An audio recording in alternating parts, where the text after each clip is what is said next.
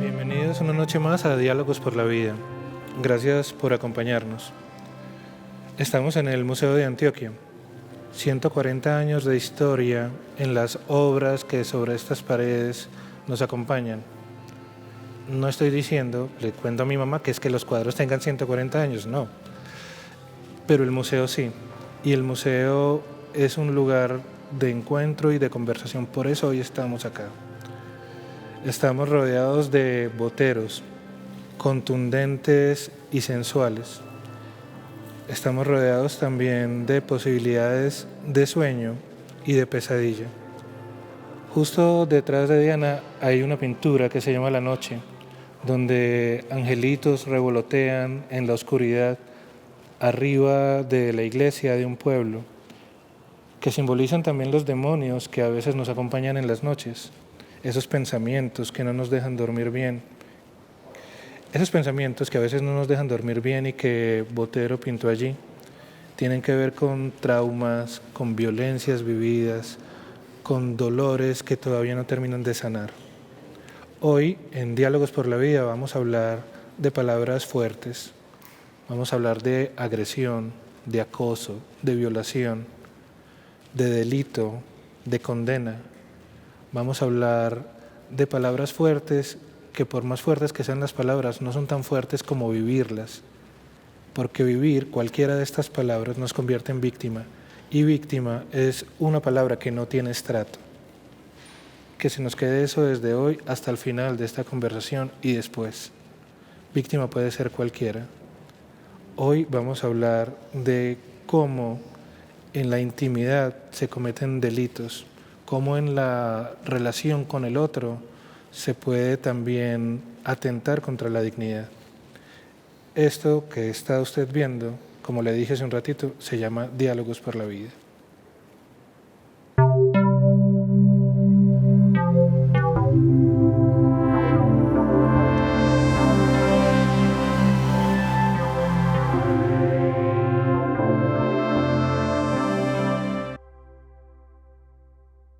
Docente.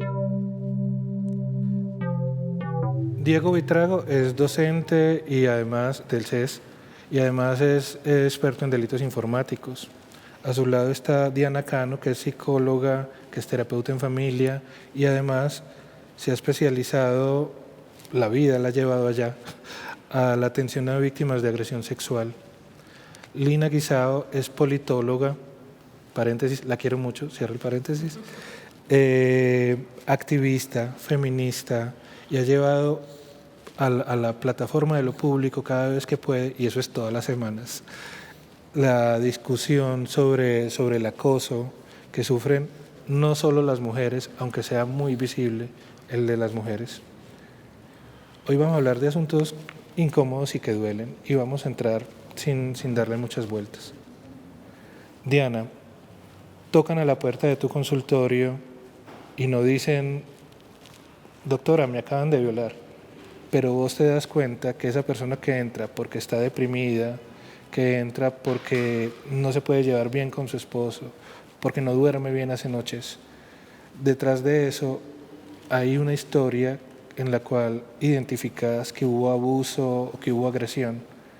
¿Cómo llegas a eso? ¿Cómo corre uno esos velos? Bueno, inicialmente, Juan, cuando las personas llegan a consulta, como dices, llegan por una depresión, por ansiedad, por insomnio, porque sus relaciones de pareja son relaciones tóxicas y empezamos a hacer un proceso de evaluación. Ese proceso de evaluación, lo primero que hacemos es un análisis biográfico y ahí es donde empezamos a identificar factores clave, factores de maltrato infantil, de abuso, de violaciones, que las personas han traído en el transcurso de sus vidas dentro de una cajita y en esa cajita ellos creen que no ha pasado nada, pero cuando vamos quitando esos velos, como tú le llamas, empezamos a identificar que ahí están las grandes causas. Pero lo bonito de todo este proceso es entender que si está ahí, hay que abrirlo, duele, pero se puede sanar. Que eso es muy importante, la conciencia de sanar, que creo que es una gran palabra para decir que es que uno no se puede quedar en el trauma y que del trauma se puede salir. El pasado no va a cambiar, pero el futuro puede ser distinto. Hay una frase que leí alguna vez en un libro, su autor me disculpa porque se me olvidó el nombre del autor, pero básicamente dice que cuando tienes dos opciones y es o eres víctima de tu pasado o eres hijo de tu pasado. Entonces es elegir ser hijo de ese pasado, lo cual no quiere decir que entonces necesariamente tengo que mantenerme ahí de por vida, haciendo ese paralelo entre madres e hijos, ¿cierto? Mi mamá es una cosa y yo soy otra totalmente distinta, y a partir de esas experiencias es comprender que tú no eres ese pasado, tú te puedes distanciar de ese pasado para sanar y continuar escribiendo nuevos capítulos en tu vida. Para escribir nuevos capítulos es muy importante ir a la universidad. Vos sos profe en el CES. Ahorita antes de comenzar hablábamos de los cambios para los profesores en el entorno digital y vos decías, pues para mí no hubo mucho cambio porque yo he tenido siempre conciencia del entorno digital, pero esa conciencia del entorno digital, no digo de la clase, sino de las cosas, vos sabes de delitos informáticos y de todas esas cosas, joven abogado. Hay mucha gente que no lo sabe y que entra al computador y ya, y el computador le pide autorización y autoriza todo y luego pregunta por qué me pasó esto, pero además conoce gente porque esas son las nuevas esquinas, ese es el nuevo barrio y tal vez no sabe a quién está conociendo, que en las fotos se veía de tal manera, que la manera de la que me hablaba era una muy cordial, y que cuando se encuentran en la vida en 3D, en la vida cárnica, de huesitos y de piel, se llevan unas sorpresas que pueden ser dolorosas y que pueden marcar una vida. Hablemos un poquito de eso, profe. Es que vos lo estás diciendo, estamos viviendo hoy día en mundos paralelos. Yo no diría que es la nueva realidad, es la realidad que viene desde hace muchos años forjándose, simplemente que la pandemia nos aceleró, nos apresuró a ese volcamiento a una nueva realidad que es el relacionamiento virtual. En ese relacionamiento virtual, ese clic que uno da es una aceptación a un nuevo mundo o es una aceptación a una nueva forma de relacionamiento, pero que no es nada diferente a ese mundo físico, a este mundo, digamos, lo real, ambos son reales. En 3D. Sí, en 3D, pero no es nada diferente porque todo lo que yo tenía aquí migra hacia allá. El relacionamiento, el contacto, vamos a hablar de acoso, el acoso, las agresiones, los insultos, la cercanía entre las personas, el romance, el afecto, todo eso pasa a este nuevo mundo o a este mundo. Y entonces hay que entender en paralelo los dos escenarios que cumplen la misma función y se tienen las mismas responsabilidades, tanto allá detrás de la cámara o detrás del computador, como acá cuando estamos de presente. Hay algo sobre eso que quisiera preguntar y es, tal vez en ese mundo lo que se presta es más fácil al ocultamiento de identidades reales. Sí.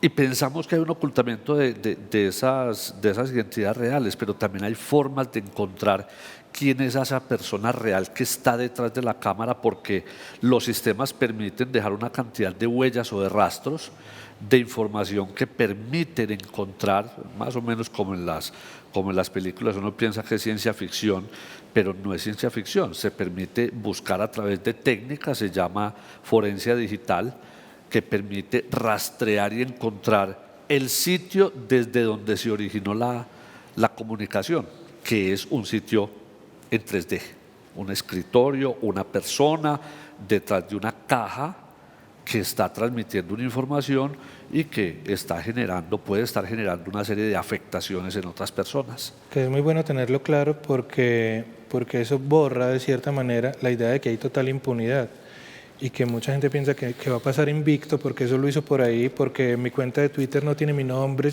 y no tiene mi foto, entonces no se van a dar cuenta que fui yo el que dije tal cosa.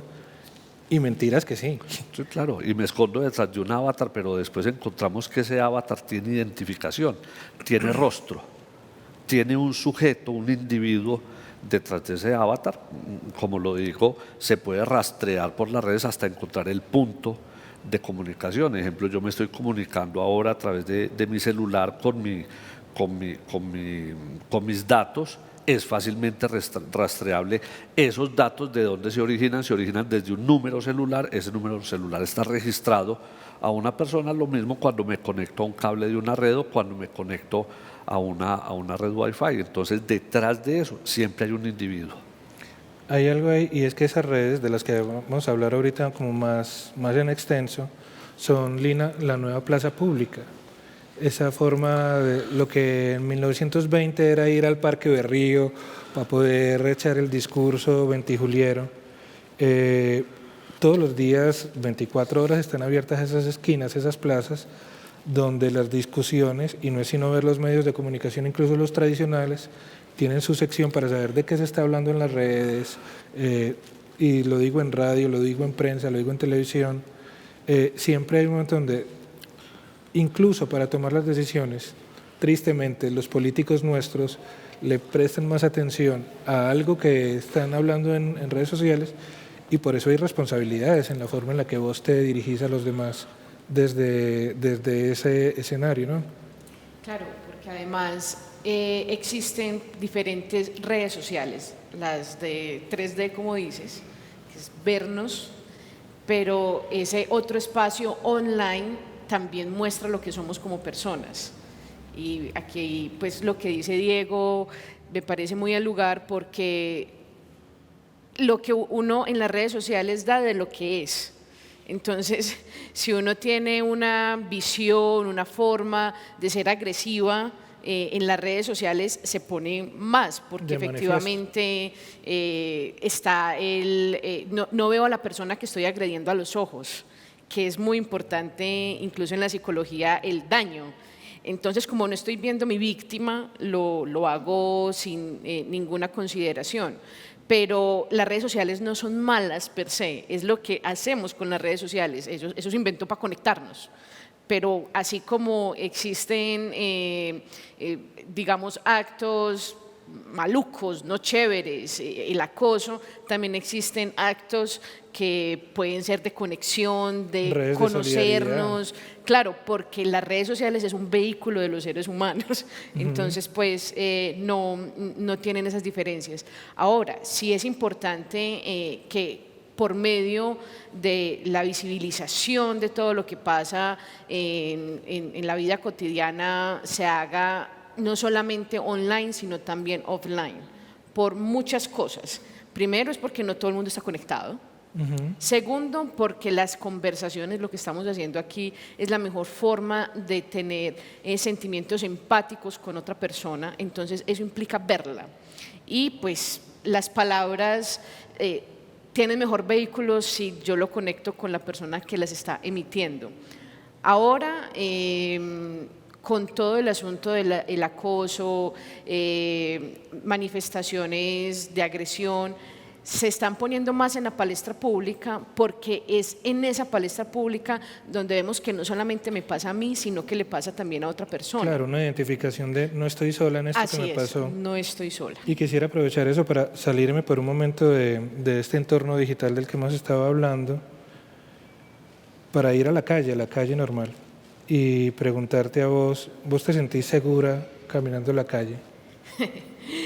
No me siento segura caminando en la calle, y sobre todo en algunos lugares específicos. Contanos de eso. Yo le decía incluso pues amistades, amigos o amigas, a mí me encanta andar de vestido, me encanta, casi siempre me ven pues porque callejeo mucho, entonces me pongo tenis y todo, pero soy muy selectiva a dónde poner vestidos si tengo que ir, por ejemplo, a algunos escenarios de ciudad, porque sé que ahí he sufrido acoso, o incluso hay lugares donde en la noche me da pánico. Y incluso yo soy de las que dice voy en tal placa, llego a tal hora, y siempre digo a mis amigas, me avisa cuando llegue. Eso te iba a decir, mira que hay una cosa que podemos tener todos en común, que se ve como una señal de preocupación, o sea, de amor por el otro, pero que en últimas es una tara grandísima que tenemos. Si yo estoy con alguien, le digo, avísame cuando llegues. Y generalmente uno le dice más, avísame cuando llegues, a una mujer que se fue en un taxi que a un amigo, aunque yo le digo también a los hombres, avísame cuando llegues. Pues, o en estos días que un amigo se fue a caminar 3 días, le decía, reportate por favor cada cierto tiempo para saber cómo te está yendo. Pues es una cosa como... Pero esto del cuidado del otro parte de una conciencia común y es de no estar seguros.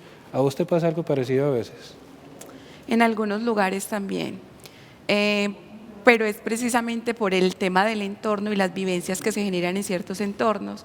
Entonces sabe uno que inclusive a veces va en un ascensor y llega la otra persona y no necesariamente tiene que ser la persona que tiene una presencia física inadaptada, puede ser la persona que socialmente puedes ver como más aceptable, que empieza a decirte, ve, entonces no te había visto por aquí, nos tomamos un cafecito en mi oficina, pues como ese tipo de cosas. Entonces claro, hacen que vos como persona te sientas que te están traspasando tu espacio personal.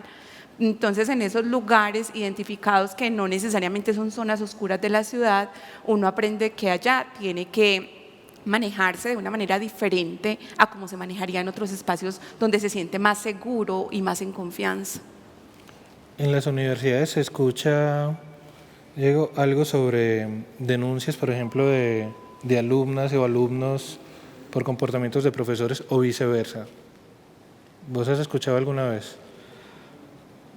A ver, en estos 30 años de docencia en las universidades, en muchas de las universidades de Antioquia, algunas universidades del país, uno escucha esos temas y digamos que es un tema cotidiano y aquí viene un problema que de pronto lo hablábamos antes del programa y es el ejercicio de poder, esa situación de poder y más que de poder yo diría que es una situación como de referente, ¿sí? El profesor que está allá en la palestra, entonces ese profesor es intocable, ¿no? Pero ¿cómo se le ocurre que ese profesor dijo, hizo o comentó, ¿no es cierto? Y queda uno como en la duda. Una frase, usted está sentada en la nota. Sí. Que antes era chiste y sí, perdóname, pero antes, eso ya que antes era una broma y todos nos reímos. Hoy día, hombre, eso no está dentro del comportamiento, ¿no es cierto? Entonces, en la cotidianidad y en la actividad del día a día pueden suceder ese tipo de situaciones y uno las escucha o se plantean y muchas veces cuando es ese profesor referente, que lo hablábamos ahora con las situaciones de poder, uno dice, ese profesor, pero a ver, ese profesor se ve tan presentado, tan bien puesto, tan responsable, tan serio. ¿Qué hay detrás de esto? Sí, claro. Ahorita vamos a hablar de eso, de los monstruos que no tienen cara de monstruos y de las pesadillas que no suceden solo cuando estás dormido. Estos son diálogos por la vida, son posibles gracias a la Secretaría de Participación y Cultura Ciudadana de la Gobernación de Antioquia. Nos vemos en un ratico.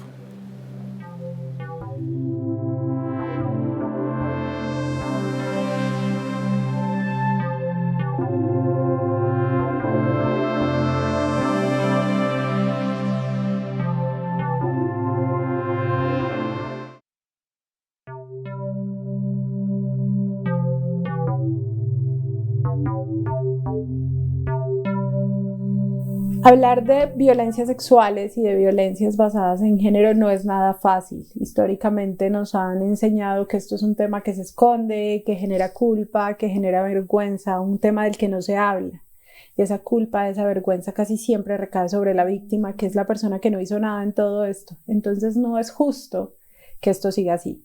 Como sociedad tenemos que avanzar, tenemos que dar un paso, tenemos que enterarnos de que tenemos este problema para que podamos buscar soluciones conjuntas y es por eso que yo creo que la denuncia, aunque larga, aunque difícil, aunque con muchos bemoles, tal vez es la mejor herramienta que tenemos hoy para darnos cuenta de que tenemos este problema y para empezar a buscar soluciones. En ese orden de ideas, yo celebro la sentencia T-140 de 2021 de la Corte Constitucional que protege a las mujeres y nos asegura, o por lo menos busca, que tengamos entornos libres de violencia, entornos seguros para trabajar. Cada vez nosotras estamos más en el mundo del trabajo.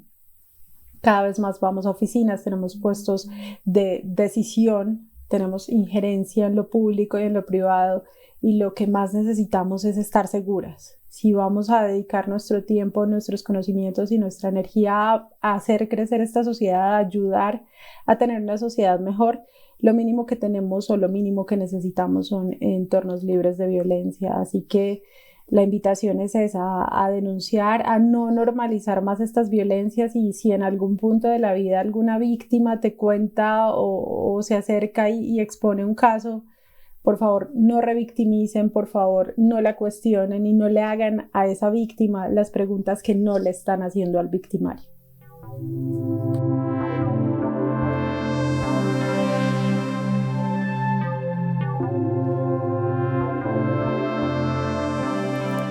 Vanessa Restrepo es periodista.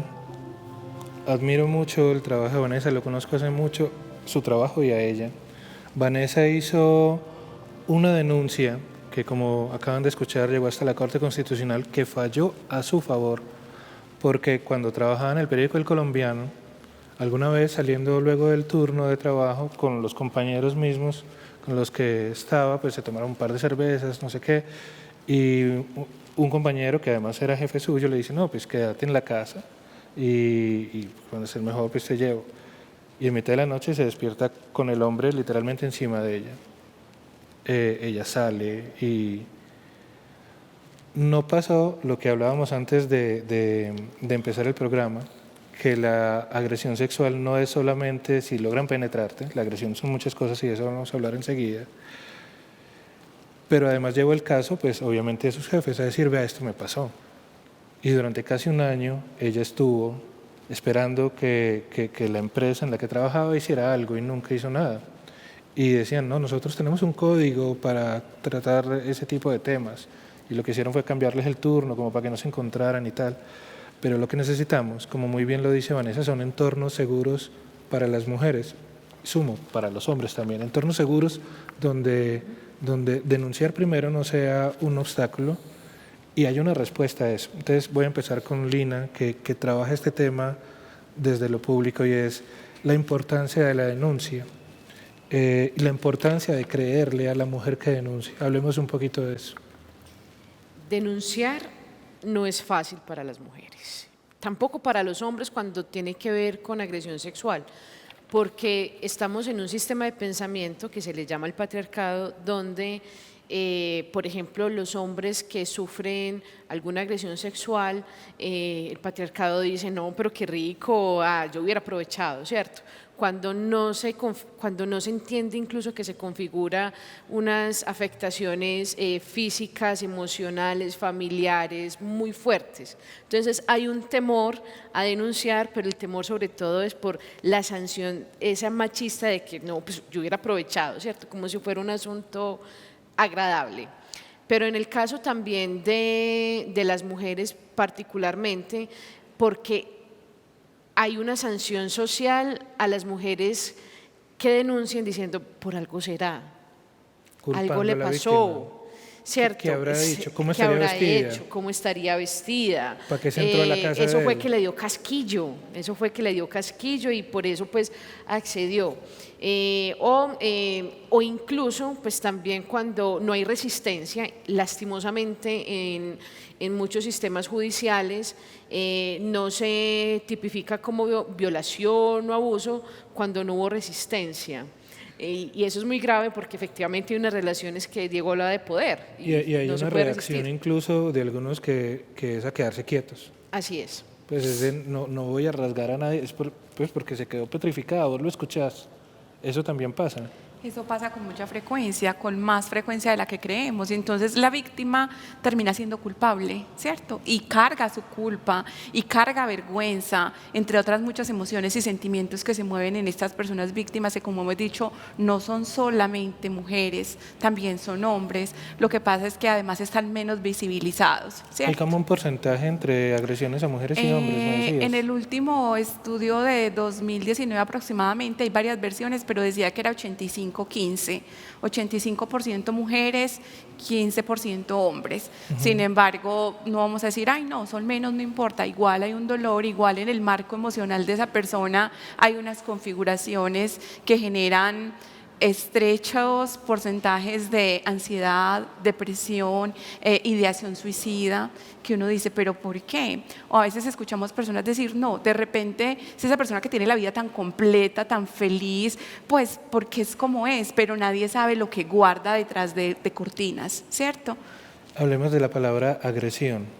Ok, es muy importante tener en cuenta que la agresión no solamente la constituye el acto de que te penetró, el solo hecho de que una persona te toque sin su consentimiento, todo acto que sea sin consentimiento de la otra persona a nivel físico, puede ser solo un toque, es una agresión sexual. Y es algo que las personas no dimensionamos. No solo la tocó, la agredió, porque tú no lo consentiste, no lo pediste. Y eso es tan válido si es una niña de 4 o 5 años, como si es una mujer de 30 o 40, como si es un hombre mayor también, como si es un niño. Repito que no se refiere solamente al género femenino, también afecta a los niños y son afecciones muy profundas también.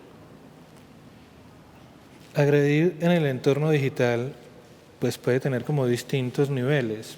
Y yo quiero aprovechar mucho que estás acá para hacer énfasis en el que cree, que lo hablábamos ahorita, que es impune porque no lo están viendo, porque está lejos. Vos ya estás diciendo, nos decías ahorita, hay un rastro electrónico que te llevas allá, pero además la ley ha escrito y ha tipificado conductas de esas que pueden llevarte a la cárcel. No porque sucedan en el entorno digital, son menos delitos y menos graves. Así es, y quiero empezar con lo que menciona Diana, con las estadísticas. Esas estadísticas es de lo conocido y lo denunciado. Detrás de eso lo no conocido, lo no denunciado es un volumen enorme y pasa, voy a tomar tus palabras, en este mundo de 3D como en ese mundo digital. La cantidad de situaciones que se presentan y que uno conoce y le cuentan historias, pero no son denunciadas esas agresiones en las redes sociales, que es muy cotidiano, absolutamente cotidiano, porque uno, porque pensamos que no es una agresión; dos, porque en dónde lo denunciamos si nadie sabe de eso o no se va a investigar; y tres, por lo que decíamos ahora, quédese callado y no lo denuncie, ¿no es cierto? Entonces, eso también es importante mirarlo desde la perspectiva de la tipificación del delito. Lina decía ahorita pues que es que no es solamente que se resuelva desde la tipificación del delito, sino que exista realmente la sanción jurídica, pero la sanción social, sin ir muchas veces a cometer errores que también se cometen en las redes sociales, la imputación o el ataque a una persona que quizás no tiene nada que ver y cómo le acaban la vida. Entonces esto tiene una cantidad de situaciones y problemas, pero concentrándonos en el tema de los tipos penales, hay tipos penales, por ejemplo, la violación de datos personales, la toma de una foto, ¿sí? Estamos sobre todo en los chicos en el colegio, entonces el niño que toma el celular y por debajo de la falda va tomando la fotico. Que es lo mismo que ella acaba de decir, mira, claro, es el toque sin consentimiento, claro, acá, eso es lo mismo. Total, es y sin eso es una agresión. consentimiento. Y es una agresión, y sobre todo que pensamos que eso es tan jocoso que lo posteamos allá en una red social y empiezan los comentarios, ¿sí? Y súbale de tono a esto. Y la persona que está siendo agredida, su padecimiento silencioso empieza a cambiar de conducta. Pues yo no soy psicólogo, pero en la Facultad de Derecho de la Universidad CES hemos hecho estos estudios sobre el comportamiento frente a los delitos informáticos. Entonces ese que era tan alegre ya es silencioso, no quiere ir al colegio, le da dolor de cabeza, le da algún malestar para ir. Y no se cura con cerrar las redes sociales, porque eso es como lo primero que hace, como para que no lo sigan, pero eso ya quedó por ahí. Correcto. Diana, ¿ibas a decir algo? Sí, hay algo muy importante con respecto como a esas señales que van mostrando las personas y que no se cura con cerrar la red social. A veces vemos, por ejemplo, el niño que no quiere ir de visita donde el tío o donde la tía tal, porque aquí entra tu asunto y es que no solamente son hombres, también son mujeres abusadoras. Y hablando del tema de lo informático, que era como lo que nos traía aquí, Si tu novio inclusive te hace un video que tú no quisiste, que tal vez en algún momento hablaron al respecto de cómo sería hacernos un video, pero él luego se tomó las armas en su mano y quiso hacer el video, también eso, así no lo haya expuesto, te está agrediendo. Eso es sin consentimiento, es que es como un hilo que se va yendo y es muy delgadito, pero una cosa lleva a la otra y hay muchos entornos en los que hay que prestar como atención especial a esos comportamientos que van mostrando, porque entonces de pronto la chica que fue el novio quien le hizo esto dice, pero ¿y ahora cómo digo? Si yo tuve esa conversación con él y dijimos que sí, que qué tan rico, pero ¿y yo cómo hago para exponerme y decir que yo acepté o que yo siquiera lo consideré? O que en lo que se está viendo no hay resistencia porque es un acto consensuado, lo que no es consensuado es la grabación y la exposición. Y hay un comentario común que creo que desde lo social Lina puede ahí impulsarlo en ese tema, y es la frase común: si se filmó, si se dejó tomar la foto, es para publicar. ¿Qué pensás? No, uno verá para qué se filma o para qué se toma la foto, ¿verdad? Pero normalmente lo primero que se dijo, si se dejó tomar la foto, si se dejó filmar, era para publicar. Y ahí viene el daño también. Muchas cosas. Voy a arrancar con algo también importante y es el hogar. Incluso entre parejas hay abuso. Y eso es muy importante entenderlo. No, pero es que ella le toca aceptar lo que le diga el marido porque ya están casados. Eso no es abuso. Claro que sí hay abuso también en el lecho. Existe la violación. Existe la violación porque no es consentido. Y algo muy importante a propósito de las cifras que nos hablaba Diana, esas son las cifras, Diana, la proporción es abismal. Por eso es que se habla tanto con las mujeres por la proporción, porque ahí hay otras configuraciones culturales sobre el cuerpo de las mujeres que la guerra, la cotidianidad se ensaña contra nuestros cuerpos. Pero cuando vamos a hablar de hombres, también es importante hablar qué tipo de hombres, y son los niños. En la casa, las niñas, los niños son las principales víctimas de abuso sexual, que no son lo que vamos a hablar más tarde, los monstruos lejanos, son personas cercanas. Y ahí habría que ver sobre esto. Y sobre la pregunta de la sanción, incluso la persona que denuncia, y ahora que estamos hablando sobre las palabras, Antioquia se toma la palabra, es muy importante que no revictimicemos. Y a veces la sociedad solemos revictimizar. Incluso en la institucionalidad, el cómo hay agresiones en la forma en que se toma una denuncia, en la forma en que ponemos a una mujer o a un niño a que tenga que volver a contar con muchas personas un abuso. Entonces, las palabras y la forma en que nos dirigimos a estos actos de abuso, primero hay que saberlas decir muy bien, no con eufemismos, sino hay que nombrarlo y visibilizarlo, poner los reflectores en la problemática para así transformarlos, pero también es muy importante comprender que no es fácil para una persona verbalizar un acto del cual fue abusada para que luego tenga que volver a hacerlo. Incluso una periodista. Recordarlo y revivirlo. ¿Perdón? Recordarlo y revivirlo. Así es. Además, tenemos pues una amiga en común que hizo una denuncia de un abuso que tuvo, pero nunca quiso decir el nombre del abusador. Porque es un hombre muy poderoso, porque según ella es un hombre muy poderoso, que incluso pues eso puede generar problemas a sí misma, y todo el mundo decía, pero sí, entonces ¿para qué dice si no va a decir quién?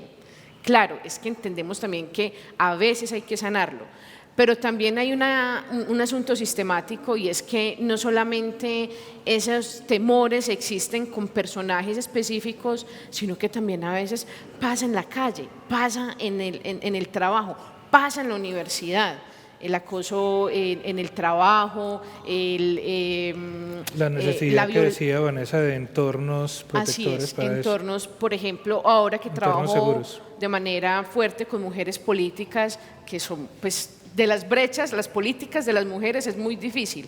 Y uno de los motivos por los cuales las mujeres no acceden también a cargos de poder es porque en esos espacios hay mucha agresión, pero además a las mujeres se les agrede doblemente. La palabra… O tienen que masculinizarse, se entre tienen que comillas, masculinizar. Entonces, ¿por qué te vistes así si una persona pública no se debería vestir así? O no hable tan duro que usted es histérica. O sea, no solamente el acoso es sexual, sino también por el hecho de ser mujeres. Y esto está en todos los escenarios, en la casa, en la calle, en el trabajo, en la universidad. Decías acoso y, por ejemplo, Carmen Figueroa, que yo la quiero mucho, me acosa para que vamos a comerciales. Ya volvemos en un momentito más. Estos son los diálogos por la vida.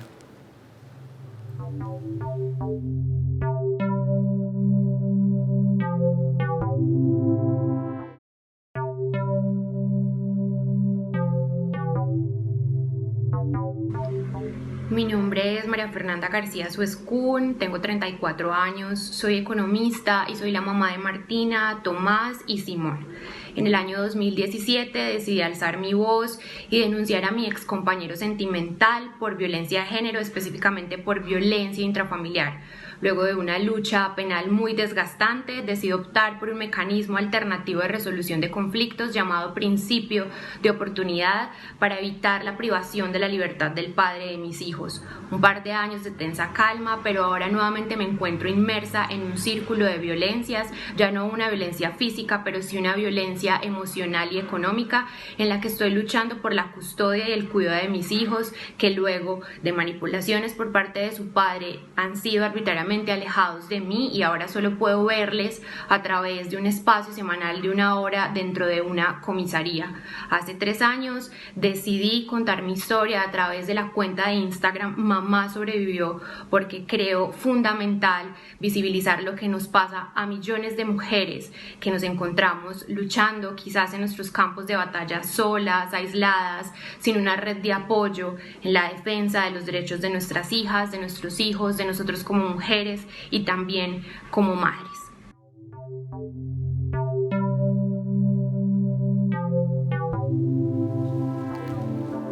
Yo iba a decir muchas cosas sobre María Fernanda, pero creo que no hay que decir nada más sino escucharla. Los invito a que busquen en Instagram @mamá-sobrevivió y que la escuchemos a ella y a otras tantas más mamás que han sobrevivido a muchos tipos de violencia. Violencia económica, violencia emocional, violencia física también. Este programa también es para eso, para darle la voz a personas que normalmente no encuentran otro lugar donde decir sus cosas.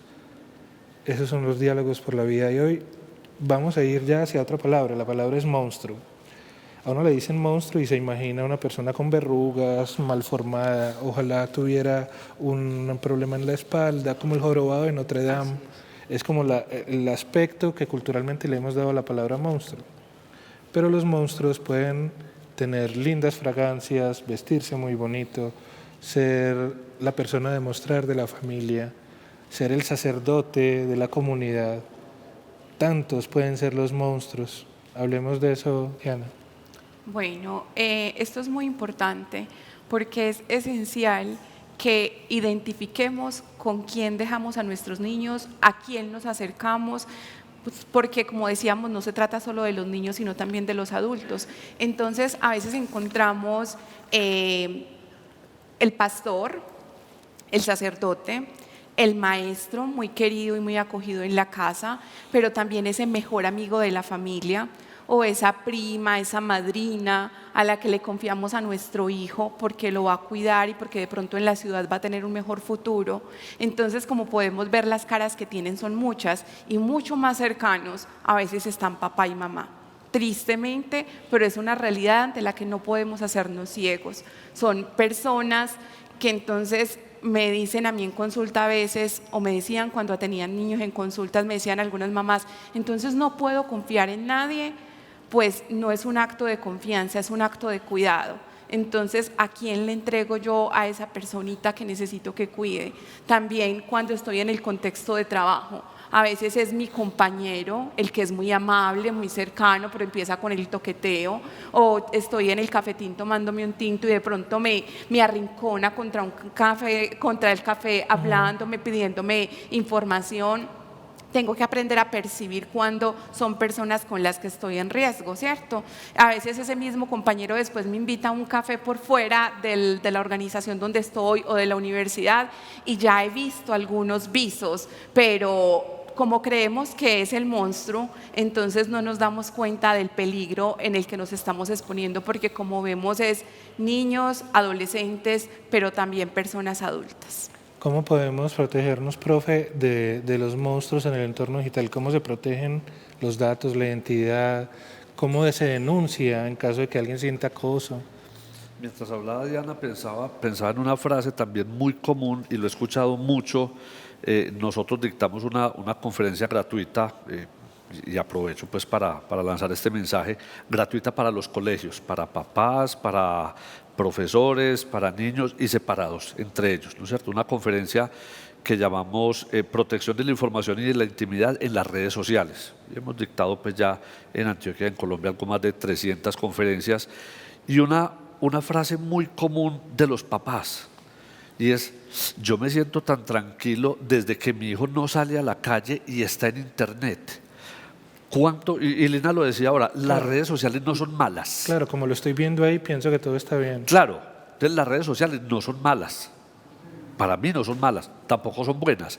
Es el uso que le demos, ¿no es cierto? Entonces, yo recuerdo una propaganda de mi época a las 7 de la noche en televisión, donde decía la propaganda: ¿sabe usted dónde están sus hijos ahora? Yo me pregunto ¿sabe en qué red y qué está haciendo su hijo ahora? ¿Con quién se está relacionando? ¿Quién es el otro que está detrás de la pantalla? ¿O quién es el monstruo, si estamos hablando del monstruo, y esto es un monstruo de 1000 cabezas, que está detrás de la pantalla? Entonces, sí, estamos en Facebook, en Instagram, en Twitter, en qué sé yo, pero ¿cuántos miles de redes hay y qué estamos haciendo allá? ¿Y qué está sucediendo silenciosamente, sin que exista la denuncia?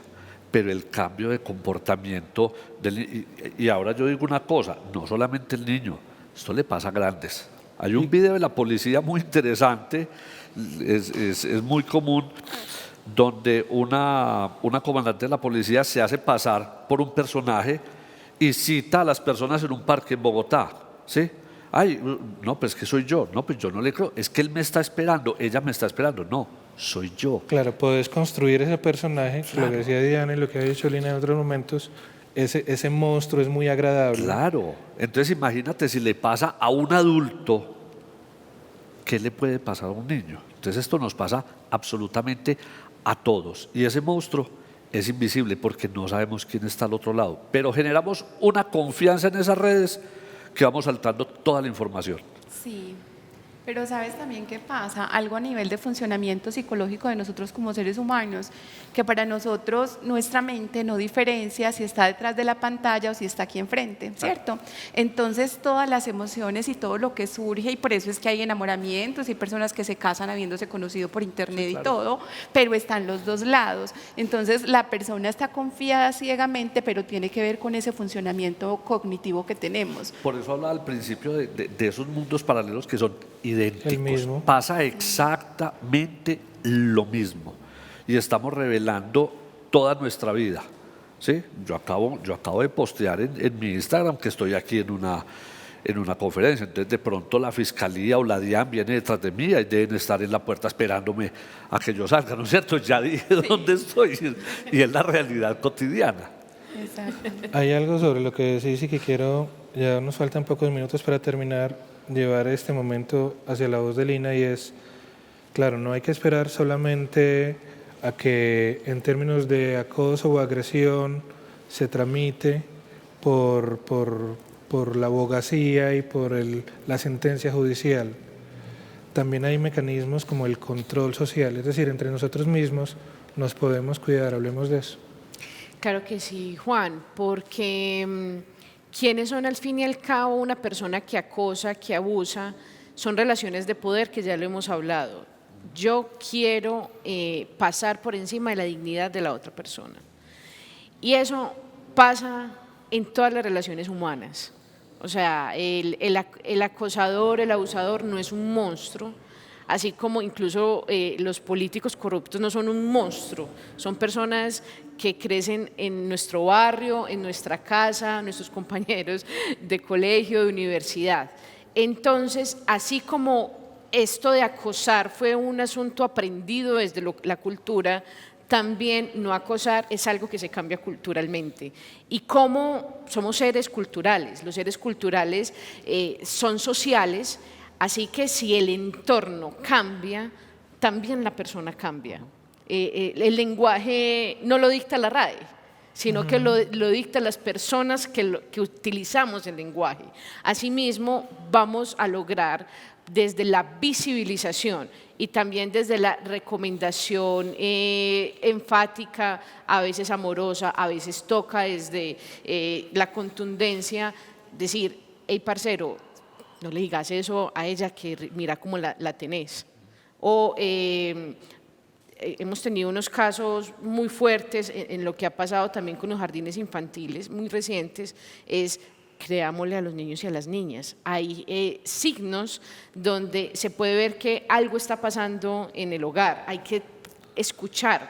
A veces las palabras se manifiestan, pero también a veces los comportamientos. Y uno piensa con eso que mencionas de buen comienzo, ¿cuántos niños se hubieran podido salvar de la acción de alias Manolo? Alias Manolo. Si a esos primeros niños les hubieran realmente atendido, si se hubiera activado ese código rosa, creo que se llama. Código fucsia. Código fucsia, perdón el color. No te preocupes. Así es. Y eso implica, estos casos tienen que servir para estrujarnos como sociedad. Somos culpables todas las personas, o sea, los niños y las niñas son objetos, no son un objeto, sino pues el objetivo es protegerlas, protegerlos como sociedad, y eso implica en la forma en que los protegemos offline y online. Eso es lo primero. Y lo segundo es, si como sociedad entendemos que las personas que son víctimas de abuso o de acoso pueden simplemente desde algún comportamiento cambiar y que eso hay que recibírselo y hay que observarlo, pues tenemos que protegerlos desde la institucionalidad, desde la calle. Si uno ve a una persona que está siendo acosada en la calle, así yo no la conozca, hay estrategias para hacerlo, meterse en la mitad de manera abrupta. Ser solidario. Ser solidario. Es más, hay un simple hecho que es empatía. ¿Cómo me sentiría yo si yo soy esa persona que está siendo objeto de este abuso o de este acoso? No me sentiría bien, lo hago. Y también, y con esto pues como que quisiera ser muy enfática, entender y reflexionar que a veces uno también tiene esas actitudes de acoso y de pasar de pronto a intimidar a otra persona. Así que es importante revisarse también qué tipo de comportamientos en la casa, en la calle y con mis conocidos y conocidas puedo yo también estar replicando acciones de abuso hacia otras personas. Porque yo sé que también lo he sido yo. Yo siempre, desde que soy consciente, he pedido disculpas públicas y privadas por los momentos en que no he actuado como de verdad debería uno actuar con los demás. Me he equivocado en público y en privado, y en público y en privado presento disculpas y pido perdón.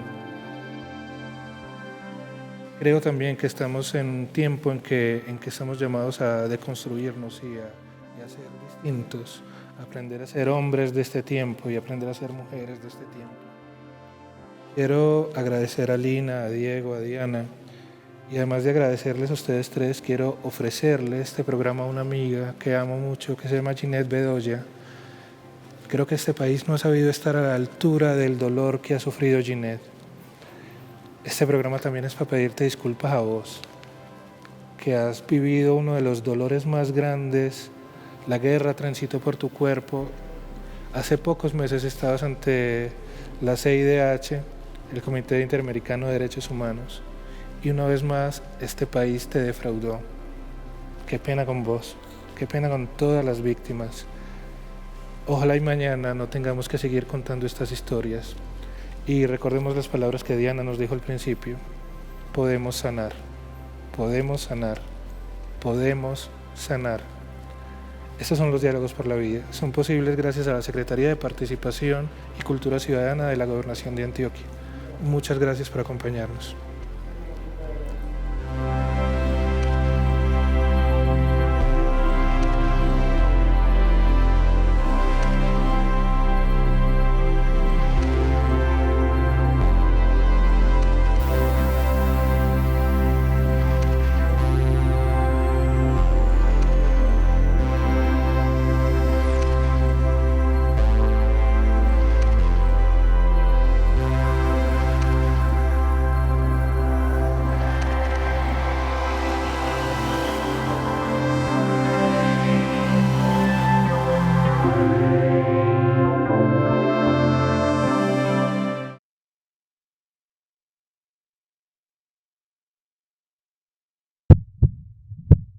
Unidos.